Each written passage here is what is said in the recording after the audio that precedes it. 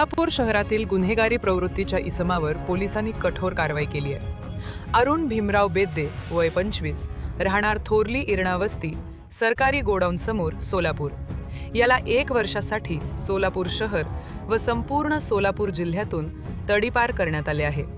सन 2024 ते 2025 या कालावधीत सामान्य नागरिकांना शिवीगाळ, मारहाण करून दमदाटी करणे तसेच घातक शस्त्रांच्या सहाय्याने परिसरात दहशत निर्माण करणे अशा स्वरूपाचे अनेक गुन्हे त्याच्या विरुद्ध सदर बाजार पोलीस ठाण्यात दाखल आहेत.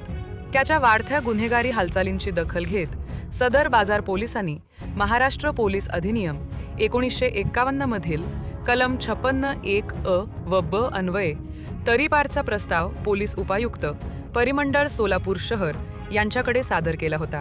या प्रस्तावावर सुनावणी करून पोलीस उपायुक्त श्री प्रीतम यावलकर यांनी आदेश क्रमांक 1935/2026 दिनांक 18 जुलै 2026 अन्वये अरुण भीमराव बेद्दे याला 1 वर्षासाठी सोलापूर शहर व उर्वरित सोलापूर जिल्ह्याच्या हद्दीतून तडीपार करण्याचे आदेश दिले आहेत.